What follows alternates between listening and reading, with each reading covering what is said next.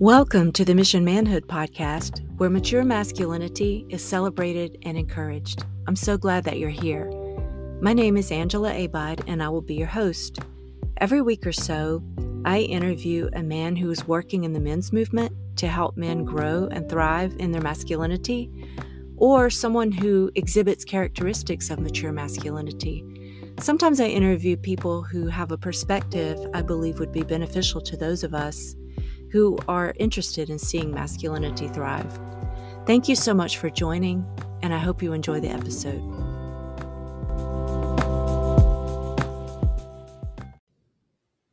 Hey, I'm glad you're here. I'm releasing this episode on World Mental Health Day, and my guest is Furkhan Dandia. He's a men's coach and the host of the Easy Conversations podcast. That's capital E, capital Z, Easy Conversations. And I thought it was a really great day to release this episode because Furkhan tells his own story about just believing that he could be better and then figuring out how to take steps to get there. And part of his journey was therapy. He's done an incredible amount of self-study, and he's even gone on to study to become a therapist. So I told him in the episode, I really admire people that take those steps. It takes a lot of courage. And I encourage you, if there's some way that you feel like your life could be better, don't be afraid. Go ahead and take the leap. If you have a chance to subscribe or review or rate the podcast, it would be very helpful. And as always, I thank you so much for your support.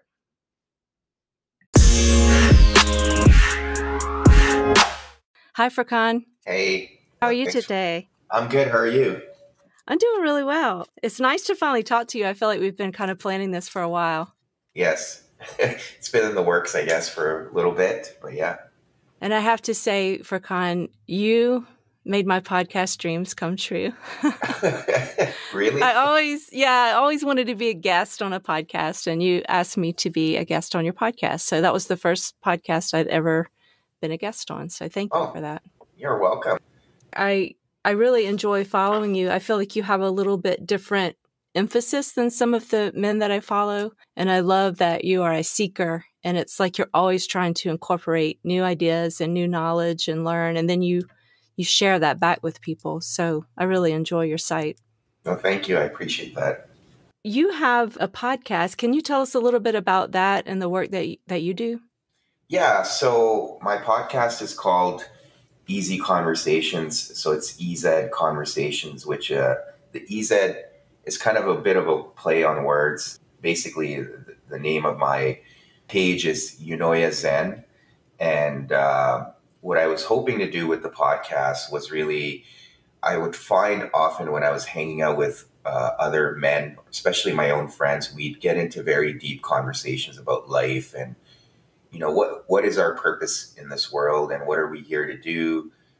And I found like those conversations were fairly easy to have, but for some reason, a lot of people shy away from them, or I felt other men didn't feel vulnerable enough to have those conversations. Mm-hmm. So essentially, that's the whole point of having these conversations every day, every week with a different guest, and showing the audience that it is really easy to be able to sit down and, you know, talk about whatever experiences you've had in life, whether it's traumatic or life lessons you take along the way, and how you can use those experiences to really redefine your life. So I've been super grateful to have amazing guests like yourself come on and talk about personal experiences. And I hope the audience that I have learns something, even if it's one piece of information that they can take. And ultimately, my goal is for other men to feel like they're not alone in their struggles or challenges in life that they're encountering. I think, to your point, it's kind of hard sometimes for people to hold that space for each other, to be willing to listen to somebody go deeper. It makes them feel uncomfortable. And also it's hard for the other person to open up and be vulnerable. So you modeling that on your podcast, I think, is a great thing. Another thing that I really like about your podcast is I feel like people do open up and tell their personal stories. And when someone hears that someone else has gone through something similar, it's such a powerful change agent for them. Hmm. So I think that's great.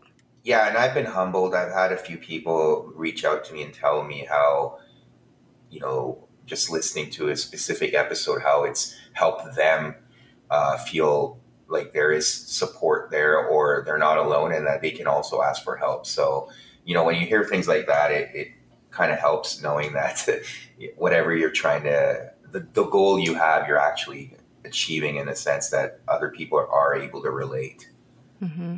Yeah, and just that almost not exactly permission, but just when you see other people doing that little bit of a deeper dive and exposing their vulnerability in a way, and you see that they survived it, they didn't die, and in fact, it was probably very cathartic for them to do that. So Mhm.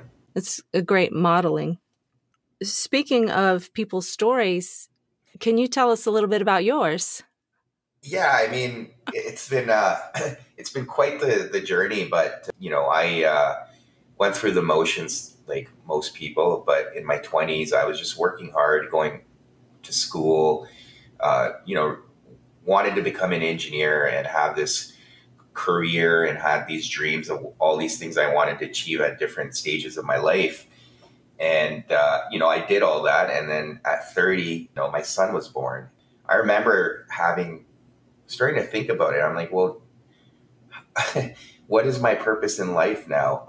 And asking myself that, knowing that, I had a child come into this world, and asking myself, what am I doing to make this world a better place for my child? Like, yeah, I've got this career, I've got all these ambitions, but at the end of the day, when my son's going to be in his 20s, like, how is he going to remember me? Or, even thinking beyond that, when I pass away, how are people going to remember me? And I was struggling with that whole concept of purpose.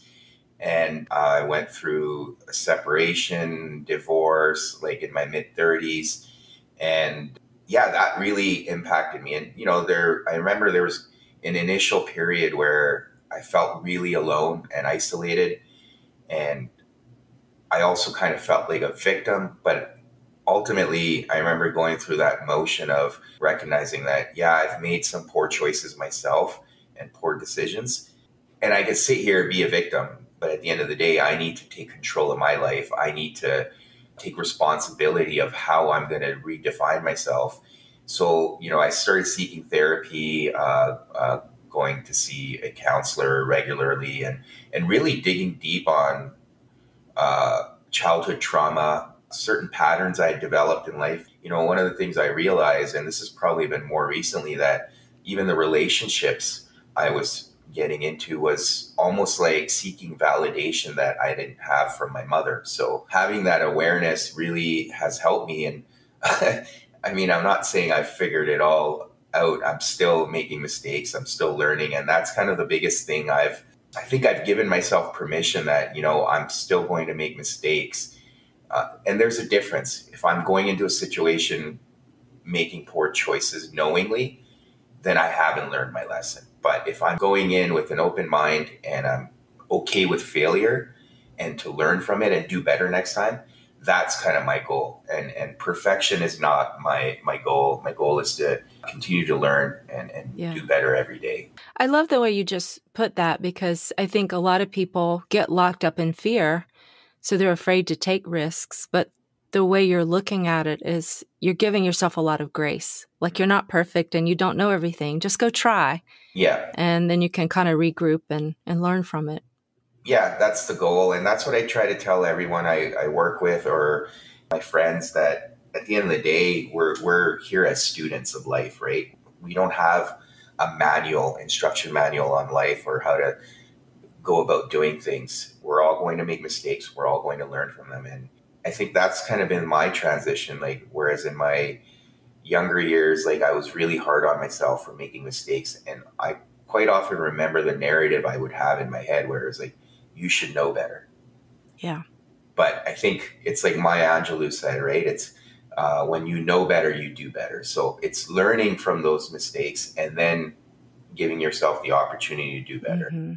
Sometimes when I'm working with a client and they tell me something like that, you should know better. That's the voice that was in your head. If you look back, can you Yeah. identify whose voice that is? Oh, my parents, 100%. I mean, Yeah, and I mean, I have nothing, like, I don't have anything bad to say about my parents. Like, they raised me the best way they knew how, just like I'm doing right. with my child. But, for them, they wanted my siblings and I to succeed, that they often kind of bubble wrapped us, metaphorically. Hmm. It was like, we don't want you to make any mistakes. So here's all the things you guys need to do. And, I remember growing up not having a lot of confidence in my decision making ability, even to the point where getting married, I just, in my gut, I knew like maybe this wasn't the right time or it wasn't the right person, but I just didn't have that confidence to be able to say, I don't want to do this. Hmm. And yeah, it was the narrative that I was raised with, that you should know better, don't make mistakes like that, or Yeah. just don't take risks. I think to your point, a lot of people, and I'm sure you've seen this too in your practice, they get stuck on this feeling of if I talk about it, it's sort of like a little betrayal to my parents. Yeah. And I always tell people that everyone, no matter how good of a parent you are, everyone has something to forgive their parents for. Oh, for sure. So it's just like a little grace, not only for your parents, but for your own parenting. You're not going to do it just right. And if you have one or two kids, one of them might have gotten really upset about one thing and one might not have. And Exactly. each individual in the family has something different to forgive their parents for. Oh, for sure. Yeah. And I see that quite a bit, even with my siblings and other people I talk to. Growing up in the same household as children, you all experience something different. Maybe for me, it was something my mom did, and for my sister, it might be something my dad did, but there's always something. And part of the work I've done, and going through that journey over the past few years of really dealing with childhood stuff, I've actually sat down with my parents individually and had those conversations, telling them, I haven't gone into a lot of specifics, but I've mentioned a couple of incidents in my childhood that really impacted me, not to make them feel bad, but to let them know that if they were also aware of it and they had any guilt, to let them know that I've dealt with it and I forgive them. And that's been very liberating, not only for myself, but I've also seen how it's taken this load off my parents, where they're more comfortable now when we do talk about childhood stuff. They take ownership. There's no defensiveness because they know that I'm open about it and I've forgiven them. Whereas I know several years ago, they were quite defensive. They would be like, oh, we were doing the best we could and stuff like that. But knowing that I've forgiven them just gives them that freedom to also accept their mistakes and take ownership. Yeah. That's just such an attitude of grace. It's really beautiful to open up that door and without fear or judgment, just allow it to be what it is. And both of you can observe it and then make a decision about how you want now to be. So we're not carrying that over, for the rest of your life. Well, yeah, and that's what I realized was the resentment just continues to build and build and build, and you're a prisoner to it. So if I didn't forgive my parents, or if I haven't been able to forgive other people, I just become a prisoner and I choose that suffering for myself. Whereas by forgiving, and sometimes you don't have to go see them or talk to them in person, you could just, I've heard stories, people write letters or they'll look at a picture and just forgive that person. There's many ways. Mm-hmm. Personally speaking, when I did that, I remember for the longest time with my dad, there was this resentment I had, or just this anger. And by having that conversation with him and for him to just take full ownership and accept it, it was amazing for both of us. And since then, I've just have a completely different relationship with my dad. And yeah, it's been amazing to just let that burden go. I think, as you were saying, for some people, like if your parents are deceased or if the relationship is such that you can't, it is possible to do a similar type work by writing a letter, that you might not ever send. Sometimes I tell my clients, it doesn't matter what you do with it. You can burn it if you want to. Yeah. But just getting that out, there's something very therapeutic about writing out what is inside of you and getting it outside of you and giving yourself the opportunity to see it. Yeah, absolutely. In my work with men, I have a kind of a narrow lane, and one of the reasons for that is I'm not a man, I'm a woman, and I can't really tell a man how to be a man. But I think in some of the developmental areas, I am good because I am a mother, I am a woman, and I have that insight to offer. So what we're talking about today, one of the things that I focus on is foundational wounds. And those are exactly what you're just describing, allowing yourself to go back and see how you were affected and why you believe the way that you believe and how you were conditioned to be, and then making a choice about, do I want to continue that in my life? Mm-hmm. I feel like when a man leaves his family of origin or his household, whether that's 16 or 18 or 25, the task that he has is to leave and take on the responsibility of parenting himself. Mm-hmm. And that means become a good mother and a good father to yourself.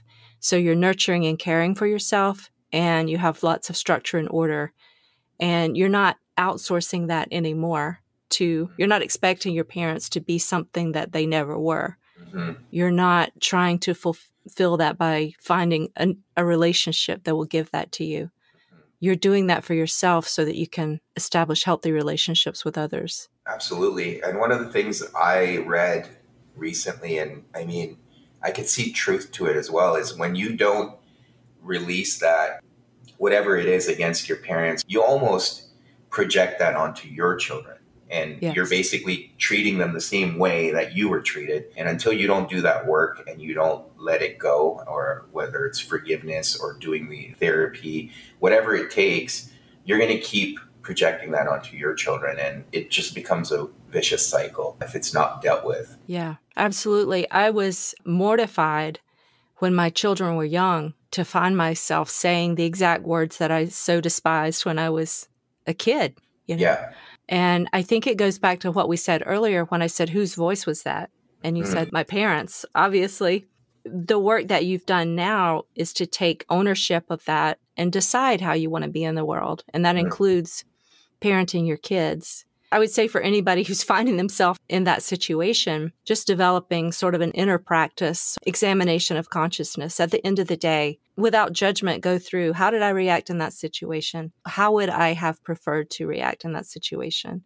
And a consistent practice of that sometimes is enough to give yourself a buffer the next day to go, wait, I don't want to do that again. Absolutely. It's all about grace and knowing that even as a father, I'm going to make mistakes. And one of the things I felt like I didn't really get from my parents was an apology or ownership when I was a child. It was almost like, well, no, you're a kid. You just have to accept it, right? And that in itself can be tough. So when I recognize, when I have those moments, like you said, where I reflect and I, have those realizations that, hey, I didn't show up the best way I could or the way I want to be. And having that conversation with my son saying, hey, you know what?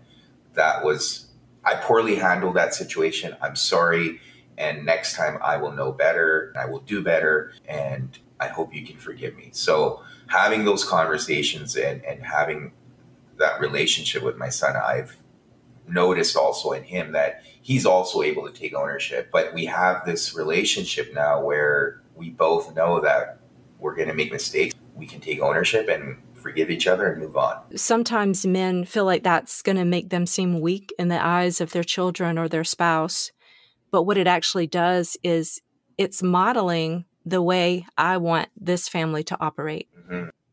I'm acting in keeping with my vision. My vision for this household is for people to feel loved and respected. And so I'm the keeper of that. And so when I mess that up, I'm going to say so. What I'm doing is allowing other people to follow my lead. And that's really a beautiful thing. Mm-hmm. Yeah. And then the other thing I wanted to touch on, you mentioned it as well, is, and one of the things I try to tell people and also internalize myself is, obviously a lot of things that happen in your childhood, majority of those things are not your fault. But when you get into a certain stage of your life, you need to take responsibility for how you're going to deal with it. Because we could sit there and keep blaming our parents for how we turned out and just continue down this spiral cycle of life, or you can take responsibility and redefine who you want to be. our parents did our job. They raise you to a certain age, and then the expectation is you go off on your own. And that's your responsibility, how you want to do that. So I see it quite a bit where some people don't even have the awareness why they have these behavior patterns, and others do, but then they continue to blame their parents for it or their childhood and do nothing about it. It's just unfortunate to see that, right? So, and that's what I try to incorporate myself, but also tell others that ultimately it's your responsibility to make a difference here or make a change. There's a post that you made, I think it was July the 10th of this year. It says, the traits we develop over time cause us to see the world as uniquely ours. We minimize or exaggerate reality based on our uniquely distorted view of the world. Understand who you are as a person and the traits you picked up so that you can see your distorted view. And I think that's kind of what we've been talking about here, but that post is really powerful. I mean, you have a lot of control over how your life is going to go, and it doesn't have to be based on what you've experienced in your past. Mm-hmm. Yeah, I read a book about emotional freedom, and that's kind of what inspired that post.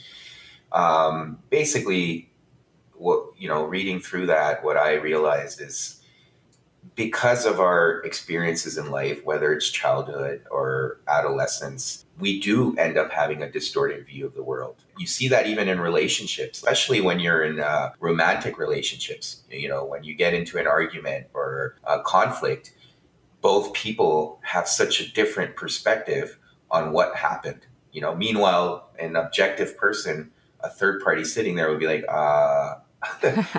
how can you guys see it so differently? But it's because of our distorted view of the world, like based on our childhood or early life experiences.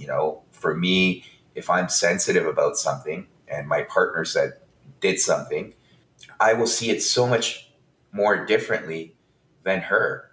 And we could sit there and argue about it and argue about the facts, or we can give each other that space to understand that, maybe this person didn't have ill intentions, but I'm also allowed to hurt because of how I've experienced life. In that moment, I'm potentially exaggerating a situation and she's minimizing it.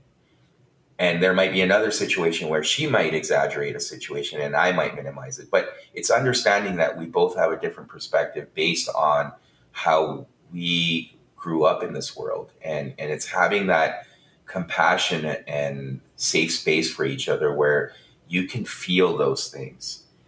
And, I've read a lot about Gottman work. So the Gottmans, who are relationship experts.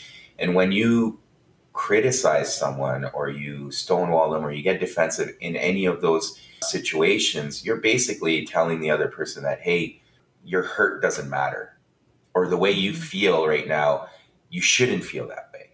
That's where I was trying to inspire in my post, was to understand that, we have this distorted view of the world. There's nothing wrong with it. So don't feel bad if in any moment you are hurt. Don't feel shamed, because often, especially with men, it's like, well, I don't want to come across as needy, I don't want to come across as sensitive, but that's okay. If you're going to feel a certain way, accept it and own it. But also try to recognize, why is that hurting? Like, which trigger was instigated in that situation? So having that awareness too, and curiosity of trying to understand, where is this feeling coming from? The other day, I got kind of in a Twitter war with someone I consider a brother and a leader to me and a friend. And he made a post that I thought was just kind of dumb, because I just didn't understand why he made the post. Yeah. So I just put that little emoji, like the eyes are closed and the mouth is in a straight line. Yeah. And just to like that, I don't even understand why you posted that. That's what it meant to me. And he wrote back, what does this mean? And he kept badgering me to own it and own my answer and fight like a man. And I kept saying, I'm not a man. I'm not going to fight like a man. If you want to have a conversation about this, we can. I was feeling like it wasn't respectful for me to say the answer out in the public space. Yeah. And he was feeling disrespected because I wouldn't talk about it. Yeah. Was so baffled by it. And now hearing you talk, it's like, of course, he has something from his past that was demanding that I just put it out there. Mm-hmm. And I have something from my past of wanting to respect people and not really owning my voice and being afraid of the reaction if I were to say exactly what I thought. And eventually I just said what I thought, and I thought he would just blow up, but that's all he needed. That's all he wanted, was for me to say what I meant. I think that might be an example of what you're talking about. We're Yes. all coming in it with all of our past and different things that have happened to us and the way we typically respond to things. And sometimes it ignites and we don't even understand what just happened. I mean, it's easier said than done, but often in those moments, once you've regulated yourself, it's understanding why you were so escalated to begin with. And often I have those moments of realization when I reflect, oh, okay, I remember this exact situation when I was a kid and my mom said this. And, it was this constant narrative that my mom fed me. And now, 20, 30 years later, this other person said something to reignite that trigger. It wasn't their fault. Maybe in their eyes, they just made some very small comment. And yeah, I am exaggerating and I'm overreacting, but it's understanding where that trigger came from to begin with. In this particular post, which anybody who's listening, I encourage you to go find it. It was July the 10th. You encourage people to start to do the work. And I wondered if you could say a little bit about that based on your experience or some of the things you've read or people that you've talked to. If someone's resounding with what you're saying, like they get that they're reacting based on the past, how do you suggest that someone start on the journey of doing that work?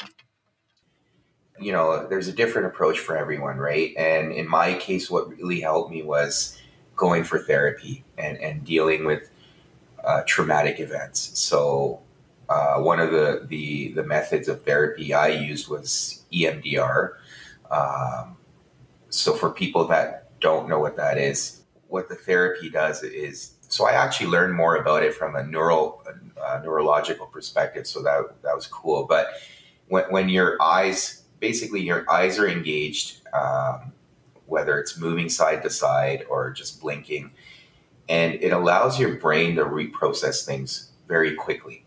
And so you're thinking about, say, if it was a traumatic incident from your childhood, your brain's going to automatically reframe it and give you just a very fresh perspective. And I went through that form of therapy. It took me 3 or 4 sessions to go through a list of incidents that had stuck with me from childhood until my adult life.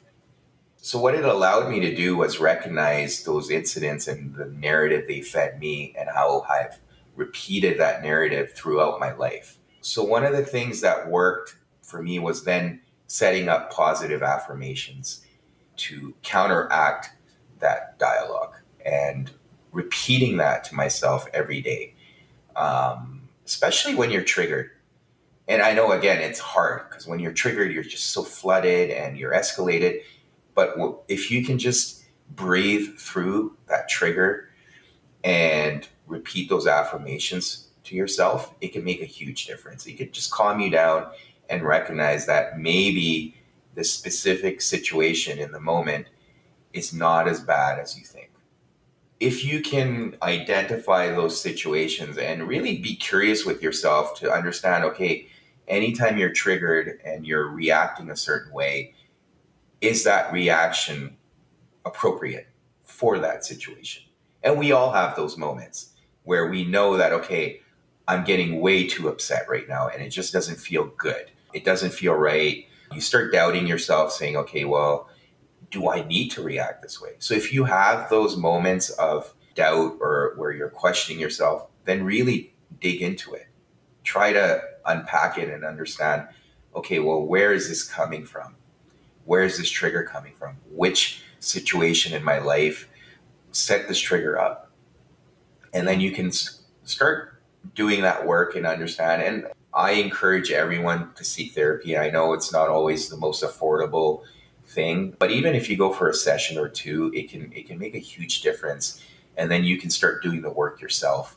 But just having that person who has that objective view sitting there from across from you and being able to talk to you can make a huge difference.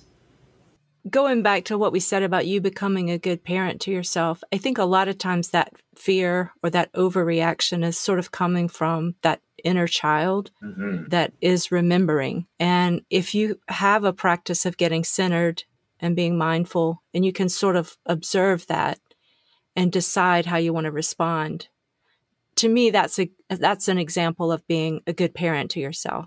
You're kind of telling that part of you, I don't need you to do that for me right now, because as an adult, I feel perfectly fine in this situation. But yet I have this feeling rising up in me that's probably based on something from the past. As far as the EMDR, I was sort of skeptical about it. I had just heard about it, but I had this particular thing in my life that was so painful to me. And I just kept going back to it. Every time it popped up into my mind, it felt like it had just happened. And so I consulted with an EMDR therapist, and we worked through it maybe over a couple of sessions. And now when that pops up into my mind, I have peace about it. And it's almost like debugging. Yes. You went back and you sort of worked with that little piece, that little bit of information in your brain. And now going forward, it doesn't have the same emotional reality for you.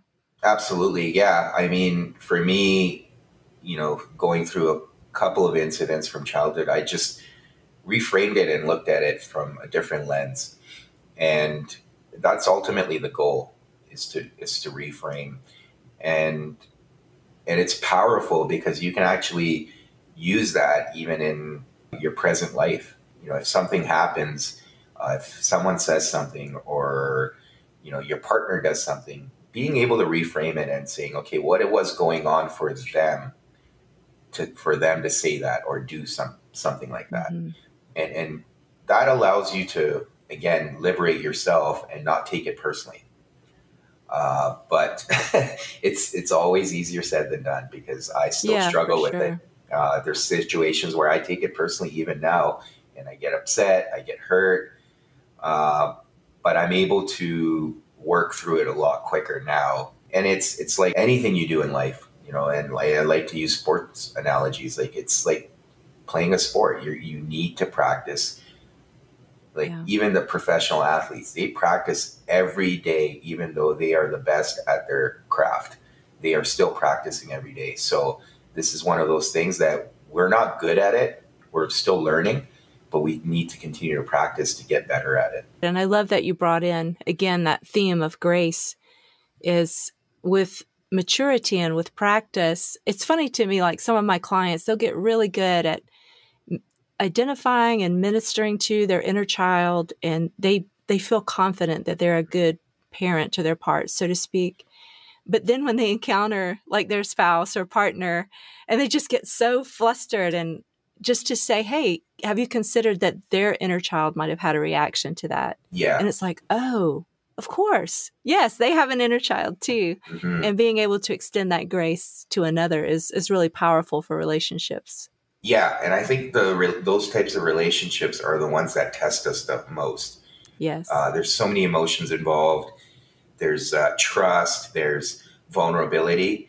So you're just exposing yourself so much. So you are bound to get impacted by the smallest things. And if you haven't worked through your inner child or had those conversations with your partner, you're bound to get escalated easily.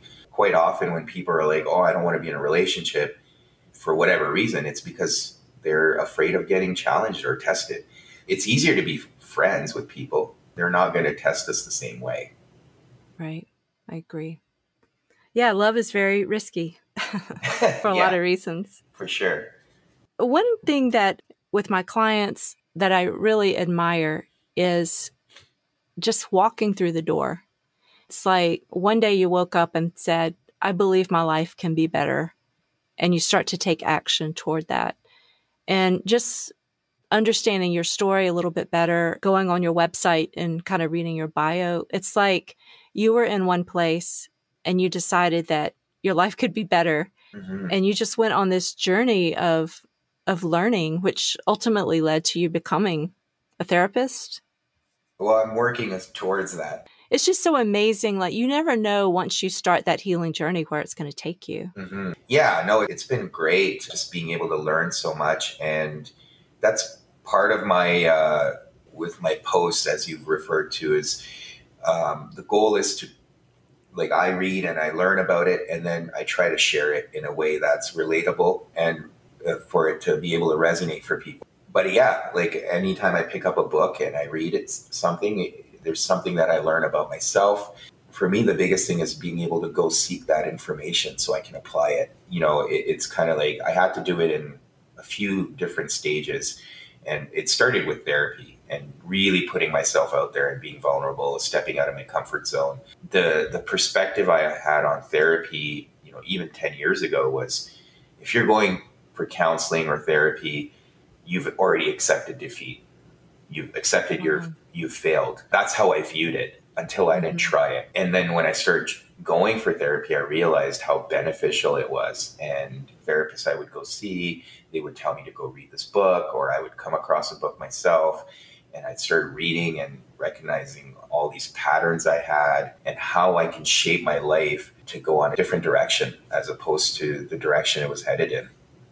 That's such a good point. I look at it sometimes, it's like in the video game where you level up and it's really hard. It's like, if you find a good therapist, it's almost like a life hack. You can level up more quickly because you're leaning on someone else's expertise.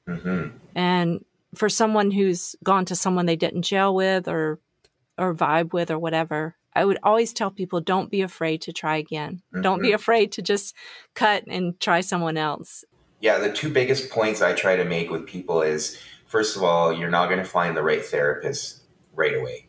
In my case, I went through 5 or 6 different ones, and I felt like they all kind of played a role, but at some point it was like, okay, now I need someone different. So don't get discouraged if the first therapist you go see doesn't, like you said, gel with you. Don't use that as an excuse or a reason to not go again. Like I said, it took me 3 or 4 different therapists until I met the right one, and I've been I've been seeing her for almost, I'd say, close to 3 years now. Yeah. And then the other thing is, I try to remind people is, once you start dealing with issues, don't feel like, okay, that's it. I don't need therapy anymore. I'm good. Even in my case, I find like something new continuously keeps coming up, and I need to get curious about it. And if it gets to a point where it's repeating over and over and it's just taking up my emotional bandwidth, I will go see my therapist and work through it. And that's, you could say it's a blessing or a curse, but there's always going to be new things that are going to surface that you haven't dealt with. And you have to realize that when we're children, or we just don't have the tools to deal with things, we just continue to bury them. And as we get older, they keep resurfacing. If we don't deal with them, they'll just stay there. Yeah, I mean, you may go deal with a couple of things and you feel great, and then something new is going to come. And so don't be discouraged with that either. I love that you said that you had multiple therapists and they met you at different parts of your journey, because I was going through something really difficult one time, and I had this therapist who was super tough. And I would go in and she would confront me about what I hadn't done. And because I had told her what my goal was, what my vision was, and she was helping me to get there. But then I realized once things kind of returned to normal, she was too tough for me. Yeah. So I wanted somebody a little bit different, but she met my need at that time and got me where I needed to go. I think that's a great thing to point out, that you might work with someone for a while and then they might not be a good fit once you get past that level. Yes. Well, I so appreciate your time, and I think this has been a great conversation. One thing that I would like to say is that I really appreciate your presence here. I grew up as a Christian, and one of the things that was taught was that we should try to embody the fruit of the Spirit, which is love, joy, peace, patience, kindness, gentleness, and self-control. In your corner, you emphasize the grace and the patience and the love and the peace and the kindness. And I really appreciate that too, because it's so necessary, especially in the world that we live in right now. Mm-hmm. Yeah, no, thank you for highlighting that. I appreciate it. Nobody's perfect. All those things that you listed are important, but we're not going to get them right all the time. It comes back to grace and acceptance. And I think for me, the second I started giving myself permission and acceptance, it just made me feel a lot lighter, if that makes sense. Otherwise, you just feel so pushed down by this weight or this pressure you put on yourself to always do the right thing. That's a great point, and it kind of goes back to that family of origin. If you were raised with religion, sometimes that is another thing that you carry over with you, and that inability to be perfect can be a heavy weight. But having those attributes in your life and allowing yourself to be a human, that's what life is all about. We're on a journey. For sure. Thank you for sharing with us today. I was wondering, can you tell people how they can get in touch with you if they'd like to follow you? Yeah, the best way is Instagram. My account is at Unoia Zen, so EUNOIAZEN. And then if they want to go to my website, it's unoiazen.com. That's probably the two best ways of finding me. Okay. And are you currently offering coaching for Yes, people? I am. Yeah. So I'm based in Canada, so I can meet in person if you're in the same city. Otherwise, online it works perfectly fine. Well, thanks for being here today. Thank you for having me. I'm truly honored.